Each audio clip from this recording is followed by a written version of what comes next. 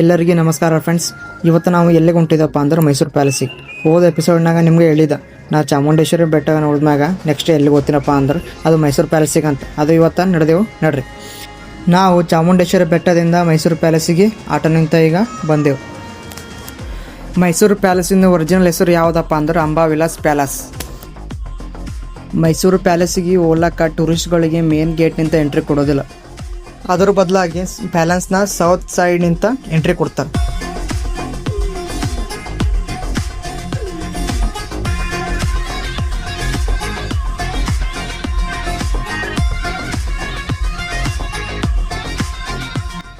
ಇಲ್ಲಿ ಪ್ರತಿಯೊಬ್ಬರಿಗೆ ಟಿಕೆಟ್ ಎಷ್ಟದಪ್ಪ ಅಂದ್ರೆ ದೊಡ್ಡವರಿಗೆ 100 ರೂಪಾಯಿ ಅದ, ಸಣ್ಣವರಿಗೆ ಅಂದ್ರೆ 50 ರೂಪಾಯಿ ಅದ ಈ ಪ್ಯಾಲೇಸ್ ಒಳಗೆ ಎಂಟ್ರಿ ಕೊಡ್ಲಕ್ಕ.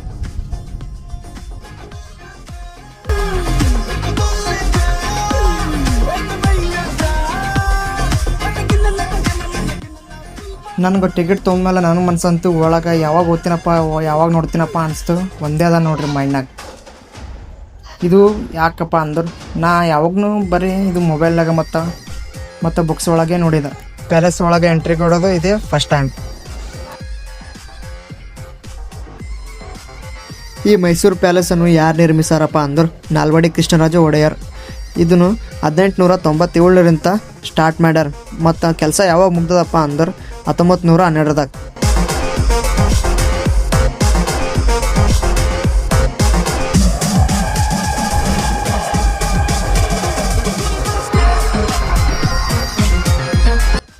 ಈ ಜಾಗ ಟೋಟಲಿ 72 ಎಕರೆದಾಗ ಅದಂತ ಮತ್ತು ಪ್ಯಾಲೇಸನ್ನು 4 ಎಕರೆದಾಗ ನಿರ್ಮಾಣ ಮಾಡ್ಯಾರಂತ. ಈ ಪ್ಯಾಲೇಸ್ನ ಇಂಟೀರಿಯರ್ ಯಾರು ಡಿಸೈನ್ ಮಾಡ್ಯಾರಪ್ಪ ಅಂದ್ರೆ ರಾಘವಲ ನಾಯ್ಡು ಅವರು ಇದನ್ನು ಡಿಸೈನ್ ಮಾಡ್ಯಾರಂತ. ಪ್ರೆಸೆಂಟಾಗಿ ಅರಮನೆಯಲ್ಲಿ ರಾಜ ಅವರು ಇರ್ತಾರಂತ. ನಮಗೆ ಅಲೋ ಮಾಡೋದು ಕೇವಲ 1/4 ಏರಿಯಾದಲ್ಲಿ, ಇನ್ನು ಉಳಿದಿದ್ದು 3/4 ಏರಿಯಾದಲ್ಲಿ ರಾಜವಂಶದವರು ಇರ್ತಾರಂತ. ಅಲ್ಲಿ ಹೊರಗಿಂದವ್ರಿಗೆ ಎಂಟ್ರಿ ಇಲ್ಲ ಅಂತ. ಈ ಪ್ಯಾಲೇಸನ್ನು ಇಂಡೋ ಸನ್ಸನಿಕ್ ಸ್ಟೈಲ್ನಲ್ಲಿ ನಿರ್ಮಿಸ್ಯಾರ. ನಿಮಗೆ ಈ ಪ್ಯಾಲೇಸ್ನಲ್ಲಿ ವಿಂಡೋಗಳು ಸೇಮ್ ರಾಜಸ್ಥಾನಿ ಸ್ಟೈಲ್ನಾಗ ಕಟ್ಟ್ಯಾರಂತ. ನಿಮಗೆ ಈ ಪ್ಯಾಲೇಸ್ ಮ್ಯಾಗ ದೊಡ್ಡ ಡೋಮ್ ಥರ ಕಾಣತ್ತಲ್ಲ, ಆ ಡೋಮ್ ಮ್ಯಾಗ ಒಂದು ಮೆಟಾಲಿಕ್ ಫ್ಲ್ಯಾಗ್ ಅದ. ಆ ಫ್ಲ್ಯಾಗನ್ನು 2.7 kg ಬಂಗಾರನಿಂದ ತಯಾರಿಸಲ್ಪಟ್ಟಾರಂತ. ಈಗ ಹೊರಗಿಂದ ನೋಡೈತಿ ಫ್ರೆಂಡ್ಸ್. ಈಗ ನಾವು ಒಳಗಡೆ ಅಂತ ಹೆಂಗದ ಡಿಸೈನ ಇಂಟೀರಿಯರ್ ಹೆಂಗದ ಅಂತ ನಡ್ರಿ ಹೋಗಿ ನೋಡೋಣ.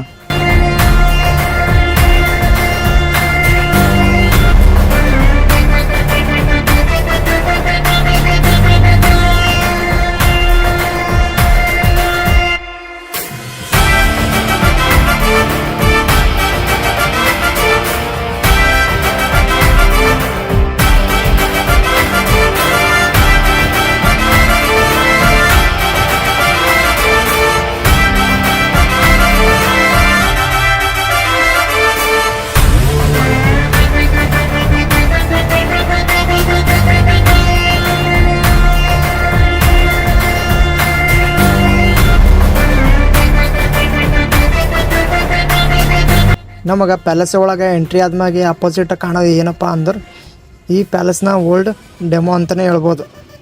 ಈ ಪ್ಯಾಲೇಸ್ನ ಪ್ರೆಸೆಂಟ್ ಹೆಂಗದಲ್ಲ ಮೊದಲು ಈ ಥರ ಇತ್ತಂತ. ಅದ್ರ ಬಾಜು ಇರೋದೇ ಚಾಮುಂಡೇಶ್ವರಿ ದೇವಿದು ವಿಗ್ರಹ ಅದ. ಪ್ರತಿ ವರ್ಷ ದಸರಾ ಟೈಮಿಗೆ ಕೋಟಿ ಮೌಲ್ಯದ ಬಂಗಾರಗಳನ್ನು ಆಭರಣಗಳನ್ನು ಅಲಂಕರಿಸಿ ಮತ್ತು ಅದನ್ನು ಮೆರವಣಿಗೆ ಮಾಡೋದು ಯಾವ ತಾಯಿಗಪ್ಪ ಅಂದ್ರೆ ಈ ಚಾಮುಂಡೇಶ್ವರಿ ತಾಯಿಗೆ. ನಿಮ್ಗೆ ಎದುರುಗಡೆ ಕಾಣ್ಲಕತ್ತವಲ್ಲ ಅವು ಸ್ಟ್ಯಾಚ್ಯುಗಳು, ಅವು ಇಟಾಲಿಯನ್ ಮಾರ್ಬಲ್ ನಿಯೋನ್ ಕ್ಲಾಸಿಕಲ್ ಸ್ಟ್ಯಾಚ್ಯುಗಳು ಅವಂತ. ಅದನ್ನು ಯಾರು ಗಿಫ್ಟ್ ಕೊಟ್ಟಾರಪ್ಪ ಅಂದರು ಬ್ರಿಟಿಷರು. ಅದ್ರ ಬಾಜು ನಿಮಗೆ ನೋಡೋಕೆ ಸಿಗೋದೆ ಪ್ರೆಸೆಂಟ್ ಈಗಿರೋ ಮೈಸೂರು ಅರಮನೆಯ ಮಾಡಲ್. ನೀವು ಈ ಗ್ಲಾಸಿನೊಳಗೆ ಏನು ನೋಡಕತ್ತೀರಪ್ಪ ಅಂದ್ರೆ ವೀಣಾ ಗಣೇಶ ಮಂಟಪ. ಇಂಥದ್ದೊಂದು ಜೈಪುರ್ ಪ್ಯಾಲೇಸ್ನಲ್ಲಿ ಒಂದು ಅದಂತ. ಇದನ್ನು ಪೂರಾ ಗ್ಲಾಸ್ ವರ್ಕ್ನಿಂದ ತಯಾರು ಮಾಡ್ಯಾರ. ಆಗಳೇ ನಾವು ನೋಡಿದ್ದು ಸ್ಟ್ಯಾಚು ಯಾವುದಪ್ಪ ಅಂದ್ರೆ ಇಟಾಲಿಯನ್ ಮಾರ್ಬಲ್. ಇದು ರಾಜಸ್ಥಾನಿ ಮಾರ್ಬಲ್ ಅದಂತ. ಇದು ಭಾಳ ಹಳೆಯದಾದ ಪುರಾತನದ ಕಲೆಕ್ಷನ್ ಆಗ್ಯದ. ನೀವೇನು ಈಗ ನೋಡಕತ್ತಿರಲ್ಲ ಅದು ಮ್ಯಾಗ ಅದನ್ನು ಗೌತಿಕ್ ಆ್ಯಂಡ್ ಇಸ್ಲಾಮಿಕ್ ಸ್ಟೈಲ್ನಲ್ಲಿ ಅದನ್ನು ಡಿಸೈನ್ ಮಾಡ್ಯಾರಂತ.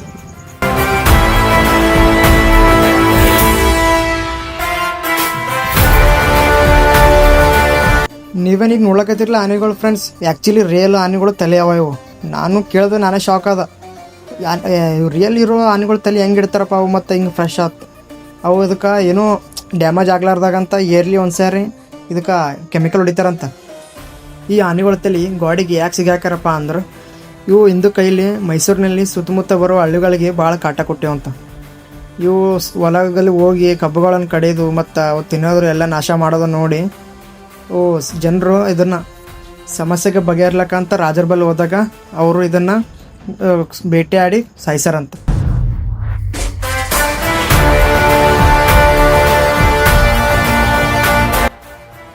ಇನ್ನೇನು ನೋಡೋಷ್ಟಕ್ಕೆ ಬಂತು ನೋಡ್ರಿ ಫ್ರೆಂಡ್ಸ್, ಗೋಲ್ಡನ್ ಅಂಬಾರಿ. ಇದೇ ದಸರಾ ಟೈಮಿಗೆ ಇದೇ ಹೈಲೈಟ್ ನೋಡ್ರಿ. ಯಾಕಪ್ಪ ಅಂದ್ರೆ ತಾಯಿ ಚಾಮುಂಡೇಶ್ವರಿ ದೇವಿಯನ್ನು ಇದ್ರ ಮೇಲೆ ಮೆರವಣಿಗೆ ಮಾಡ್ಕೊಂಡು ಬರ್ತಾರೆ. ಇದ್ರ ವೇಟ್ ಕೇಳಿದ್ರಲ್ಲ ಪರ್ಶನ್ ಹತ್ರಿ. ಆ್ಯಕ್ಚುಲಿ ಇದ್ರ ವೇಟ 750 kg ಅದಂತ.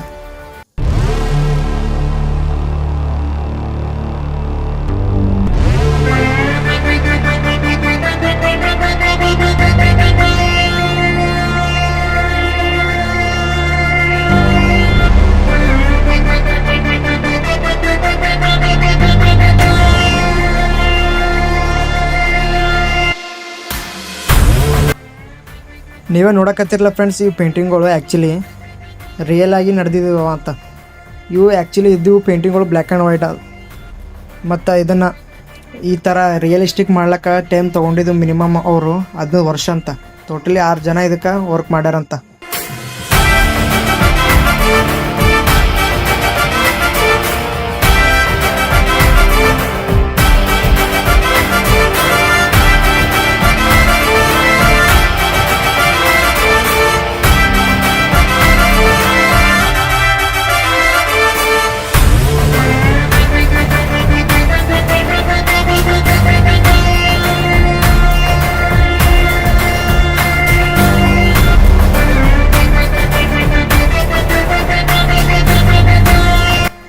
ನೀವೇ ನೋಡಕತ್ತಿರಲ್ಲ ಫ್ರೆಂಡ್ಸ್, ಈ ಫ್ಲೋರಿಂದು ಟೈಲ್ಸ್ ಇಂಗ್ಲೆಂಡಿಂದ ತರ್ಸ್ಯಾರಂತ.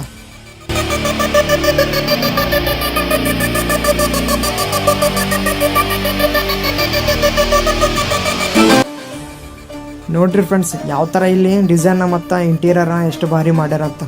ಈ ಜೂಮರ್ನು ನೋಡ್ರಿ ಎಷ್ಟು ಭಾರಿ ಕಾಣ್ಲತ್ತದ ಇದರಲ್ಲಿ. ಈ ಥರ ನಮ್ಗೆ ಈ ನಮ್ಮ ಪ್ರೆಸೆಂಟನ್ನು ಇಲ್ಲಿ ಯಾರೂ ಮಾಡೋಕ್ಕಾಗಲ್ಲ ಡಿಸೈನ್ ಈ ಥರ. ಅವಾಗಿನ ಕಾಲಕ್ಕೆ ಭಾಳ ಟ್ಯಾಲೆಂಟೆಡ್ ಮತ್ತು ಭಾಳ ಹಾರ್ಡ್ ವರ್ಕಿಂಗ್ ಇದ್ದರು. ನೋಡ್ರಿ ಎಷ್ಟು ಕಷ್ಟಪಟ್ಟು ಮಾಡಿರ್ಬೋದು ಅವರು.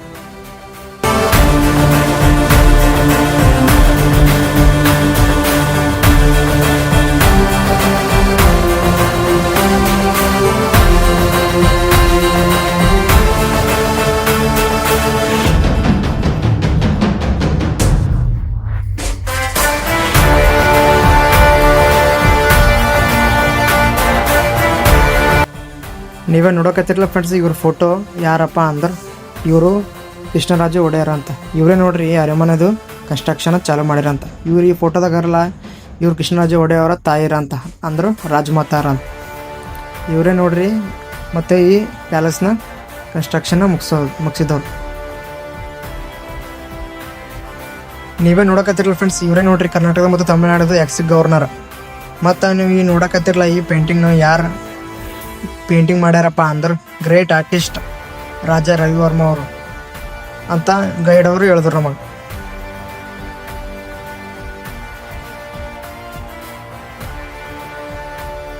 ಈ ಗ್ಲಾಸ್ ಒಳಗೆ ಏನವಪ್ಪ ಅಂದ್ರೆ ಆ್ಯಕ್ಚುಲಿ ಇವು ಇರೋದು ಇನ್ವಿಟೇಷನ್ ಕಾರ್ಡ್ಗಳು ಅವಂತ. ಹಿಂದಕ್ಕೆ ಈ ಥರನೇ ಕಳಿಸ್ತಿರಂತ ಇನ್ವಿಟೇಷನ್.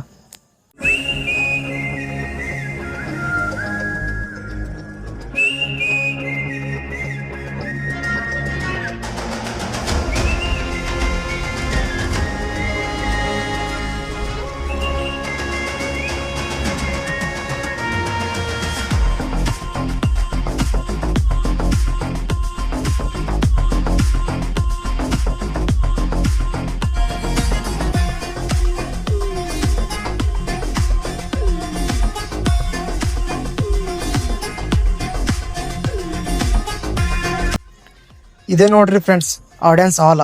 ಇಲ್ಲಿ ಆ್ಯಕ್ಚುಲಿ ಇರೋದು ಕಂಬಗಳು ಟೋಟಲ್ 42. ಇದನ್ನು ಡಿಸೈನ್ ಮಾಡಿದ್ದು ಯಾರಪ್ಪ ಅಂದ್ರೆ ರಾಘವೇಂದ್ರ ನಾಯ್ಡು ಅಂತ. ಇದು one of the highlight of the palace ಅಂತಲೂ ಹೇಳ್ಬೋದು. ಯಾಕಪ್ಪ ಅಂದ್ರೆ ಇದನ್ನು ಡಿಸೈನ್ ಮಾಡ್ಲಾ ಟೈಮಿಗೆ ರಾಜ ಅವರು ರಾಘವೇಂದ್ರ ನಾಯ್ಡು ಅವ್ರನ್ನು ಕರೆಸಿದಾಗ ಅವರು ಊಟ ಟೈಮಿಗೆ ಕುಂತಾಗ ಅವರು ಹೇಳ್ತಾರಂತ, ಇದಕ್ಕೆ ಮಾಡ್ಲಿಕ್ಕೆ ಏನಾದರೂ ಡಿಸೈನ್ ಏನಾದರೂ ಇದ್ರೆ ತೋರ್ಸಂತ. ಅವಾಗ ಇವ್ರೇನು ಮಾಡ್ತಾರೆ ಅಂದ್ರೆ ಇವರು ಡಿಸೈನ್ ತರೋದನ್ನು ಮರ್ತೋಗಿರ್ತಾರೆ. ಅವಾಗ ಇವರು ತಟ್ಟೆಯಲ್ಲಿರುವ ಮೊಸರನ್ನು ತೋರಿಸಿ ಈ ಥರ ಡಿಸೈನ್ ಮಾಡ್ಬೋದಂತ ರಾಜ ಅವರಿಗೆ ತೋರಿಸ್ತಾರಂತ ನಮ್ಗೆ ಈ ಥರ ಗೈಡ್ ಅವರು ಹೇಳಿದ್ರು ನಮಗೆ.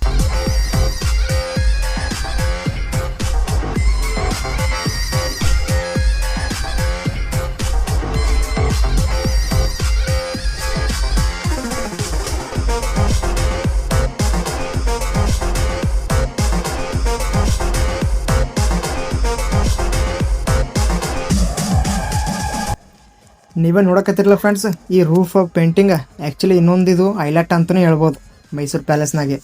ಯಾಕಪ್ಪ ಅಂದ್ರೆ ಇದನ್ನು ಫಿನಿಶಿಂಗ್ ನೋಡ್ರಿ ಯಾವ ಥರ ಇದಕ್ಕೆ ಟಚ್ ಕೊಟ್ರಂತ. ಸೇಮ್ ಶೈನಿಂಗ ಭಾಳ ಫುಲ್ಲ ಬ್ರೈಟಾಗಿ ಕಾಣತ್ತ. ಇದು ಪ್ರತಿ 6 ವರ್ಷಕ್ಕಮ್ಮ ಇದನ್ನು ಡಿಸೈನ್ ಮಾಡಿಸ್ತಾರಂತ.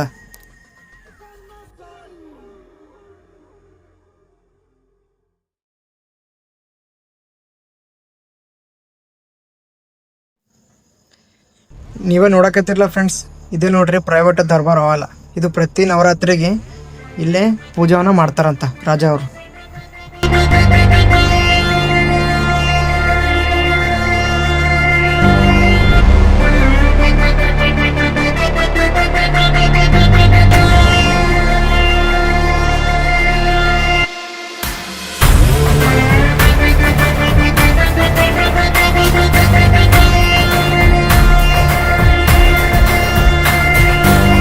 ಇಲ್ಲಿಂದ ನೀವು ಹೊರಗಡೆ ಬಂದಾಗ ಇಲ್ಲಿ ನೀವು ನೋಡ್ಬೋದು, ಪ್ರತಿ ದಸರಾ ಟೈಮಿಗೆ ಆನೆಗಳ ಮ್ಯಾಗ ಹಾಕುವ ಆ ಬಂಗಾರನ ಇಲ್ಲೇ ಗ್ಲಾಸಿನ ಒಳಗೆ ಹಾಕ್ಯಾರ.